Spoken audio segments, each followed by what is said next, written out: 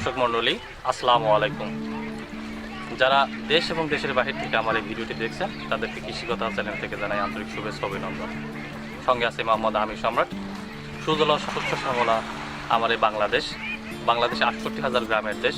গ্রামীণ অর্থনীতি উন্নয়নে কৃষিভিত্তিক চিন্তাভাবনা থেকে কিছু মুষ্টিমূলক বের হয়ে এসেছে।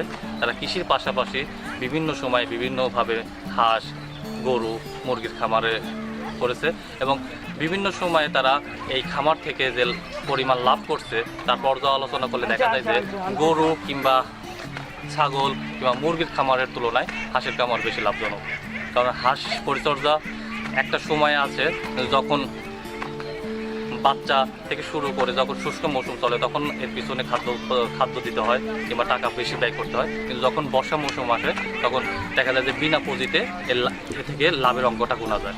সেরকম একটি খামারে আমরা এসেছি। আজকে আমরা সেই খামারে দেখাবো একদিনের বাচ্চা কোনো রকম প্রশিক্ষণ ছাড়া, কোনো রকম কারিগরি জ্ঞান ছাড়া একজন কৃষক, গ্রামীণ কৃষক একদিনের বাচ্চা লালন পালন করছে, বর্তমানে ৪০ দিনের বাচ্চা রূপান্তরিত করছে এবং সে এই বাচ্চা একদিনের বাচ্চা থেকে ৪০ দিন বাচ্চা আনার পিছনে ওনার যে সফলতা এবং উনি প্রাকৃতিক দুর্যোগ ছাড়া যেভাবে টিকে আছে এই বাচ্চা নিয়ে, সেই সফলতার গল্পগুলো তার মুখ থেকে শুনে নেব। চলুন আমরা সরাসরি জেনে নেই যে তিনি কীভাবে একদিনের বাচ্চা লালন পালন করছেন এবং কখন কি পরিমাণে খাবার পরিবেশন করছেন। আসুন আমরা তার মুখ থেকে জেনে নেই যে একদিনের বাচ্চা তিনি কিভাবে লালন পালন করেন।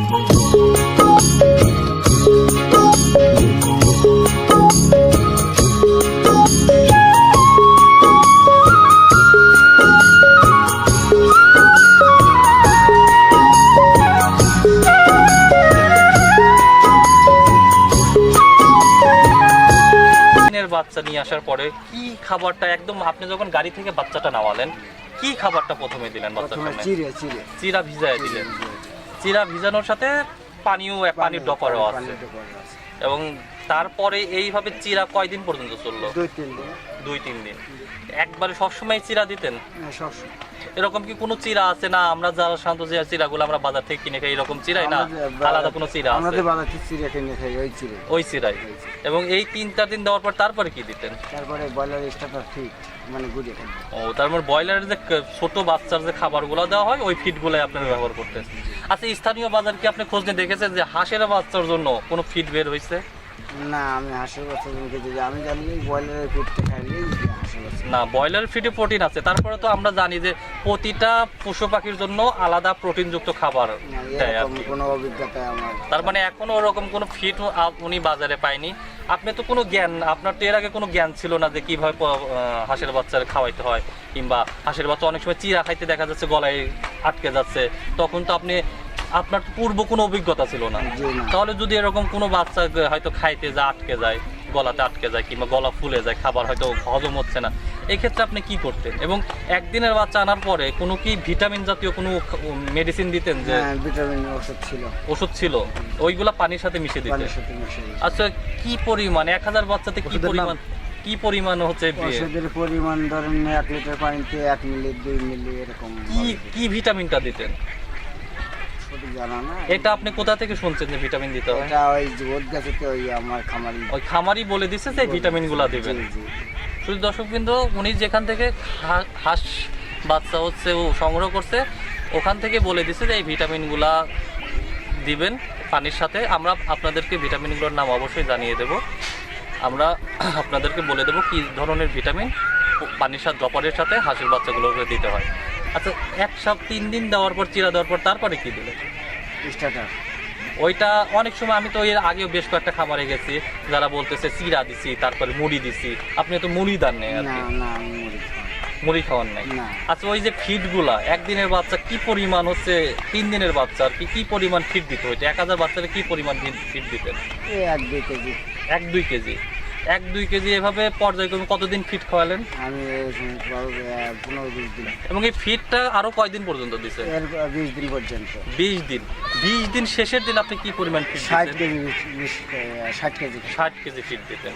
তারপরে ২০ দিন যাওয়ার পরে তখন আপনি ধান দিচ্ছেন। আর কি ধানগুলা কি স্পেশালি কোনো ধান আছে না এই ধান কিংবা চিকন ধান, ছোট ছোট ধান? ২৮ আর কি, যেটা আর কি ২৯ নাকি কয়দিন? ছোট ছোট দাঁত, BR3 ছোট ছোট দাঁত।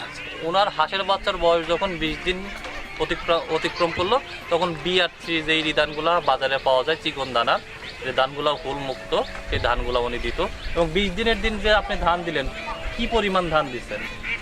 ধরেন এই যে, প্রথমের থেকে 5 কেজি থেকে শুরু করে আর দেওয়ার চালিয়ে যাচ্ছে, 5 কেজি থেকে শুরু করে চালাই আছে। চালিয়ে যাচ্ছে। শুধু দর্শকবৃন্দ, আমার এই খামারি ভাইয়ের প্রাতিষ্ঠানিক কোনো জ্ঞান না থাকার কারণে উনি সবসময় করতো যেটা করতো সেটা হচ্ছে কিছু খাবার উদ্বৃত্ত বেশি দিত, যে খাবারের পরিমাণ বেশি থাকার কারণে হাঁসের বাচ্চাগুলো ক্ষুধা লাগলে সেই খাবারগুলো খেয়ে নিত। যদিও উদ্বৃত্ত খাবার দিত, কিন্তু এতে খাবার অপচয় হওয়ার সম্ভাবনা খুব কম, কারণ ওই রোডগুলাতে কিংবা চটগুলাতে খাবার শেষ না হওয়া পর্যন্ত উনি সেকেন্ড টাইম আবার খাবার দিত না। এই অবস্থায় উনি 20 দিন চলার পর বর্তমানে উনি হাঁসের যে বাচ্চাগুলো লালন পালন করছে, হাঁসের বাচ্চাগুলো আমরা দেখলাম যে এখন প্রায় পাখের উপরে লোমগুলো উঠে গেছে এবং পূর্ণাঙ্গ হাঁসর জন্য প্রায় দাঁড় পাচ্ছে। এভাবে হয়তো আর 1 মাস চললে, 1 মাস গেলে হাঁসের বাচ্চাগুলো একদম পূর্ণাঙ্গ হাঁসে রূপান্তরিত হবে, তাই না? জি জি জি। আচ্ছা, এই হাঁসের বাচ্চাতে আপনি সব কি হাসি না হাসাও আছে এরকম? না, সবই হাঁস। আচ্ছা, এই যে আপনারা যে বাচ্চাগুলো আনেন, আপনারা হাঁসের বাচ্চাগুলো আনার তো চেক করে আনেন না একদম ওই খামারি চেক করে দেবে, চেনার কোনো উপায় আছে? উনি চেক করতে পারে। উনি চেক করতে পারে। খামারি ভাই অর্থাৎ যে ডিম থেকে হাঁসের বাচ্চা ফুটাইছে সে চেক করে বলতে পারে যে এই হাঁসটা হচ্ছে হাসি না হাসা, এবং তারপরেও যে বিক্রি করছে। আমরা দেখতে পাচ্ছি যে ওনার যে হাঁসের পরিমাণ আছে সেখানে দেখা যাচ্ছে কিছু হাঁসের রং সাদা, এবং কি সব বাদ বাকি যে হাঁসগুলা ক্যামেলিয়া হাঁস বলে, এই হাঁসগুলা অধিক পরিমাণে ডিম পারে এবং প্রায় পূর্ণবয়স্ক একটা হাঁস বছরের 8 মাস থেকে শুরু করে 10 মাস পর্যন্ত ডিম পারে। শুধু দর্শকবৃন্দ, কারিগরি এবং কোনো রকম প্রশিক্ষণ ছাড়াই নিজের অভিজ্ঞতা কাজে লাগিয়ে আমার এই খামারি ভাই একদিনের বাচ্চা থেকে শুরু করে আজকে ওই 20 দিন অতিক্রান্ত বাচ্চা, 40 দিন অতিক্রান্ত বাচ্চাদের যে পুষ্টি পরিমাণ খাবার দিচ্ছেন, এবং সেই পুষ্টি জাতীয় খাবারকে বাচ্চাগুলো বর্তমানে অনেক স্বাস্থ্যবান এবং অনেক সুস্থ। পরবর্তীতে ওনার কোনো এই বাচ্চাজনিত কোনো সমস্যা হলে উনি স্থানীয় ডাক্তার এবং স্থানীয় উপজেলা যে পশু সম্পদ অধিদপ্তর আছে ওখানে যোগাযোগ করেন, ওখান থেকে যে ট্রিটমেন্টগুলো দেয় উনি সেই ট্রিটমেন্ট অনুসারে স্থানীয় বাজার থেকে ওষুধগুলো কিনে নিয়ে আসে হাঁসগুলোতে ডপারের মাধ্যমে খাওয়ান। আচ্ছা, কোনো দানাদার ওষুধ দেয় কখনো? না, এ পর্যন্ত তো না। শুধু লিকুইড জাতীয় ওষুধ খাওয়ায়। যারা আমার এই ভিডিওটি দেখলেন এবং এতক্ষণ আমরা হাঁসের বাচ্চা সম্পর্কে, লালন পালন সম্পর্কে যে কথাগুলো বললাম, একদিনের বাচ্চা যে কীভাবে খাওয়ায়, 3 দিনের পরবর্তীতে কীভাবে খাওয়ায়, 1 সপ্তাহ পরবর্তীতে কীভাবে খাওয়ায় এবং 20 দিনের পরবর্তীতে কীভাবে খাওয়ায়, আমরা সরাসরি খামারি ভাইয়ের কাছ থেকে জেনে নিলাম। এবং এর ভিডিওটি দেখার পরে যদি আপনাদের কোনো রকমের প্রশ্ন থাকে এবং যদি কোনো কিছু আপনাদের জানার আগ্রহ থাকে, তাহলে অবশ্যই আমাদের সাথে আমাদের ভিডিওর কমেন্টস বক্সে দিয়ে মতামত জানাবেন। আমরা আশা করি আপনাদের উত্তর দিব। সকলে ভালো থাকবেন। আজ এখানে শেষ করছি। আসসালামু আলাইকুম।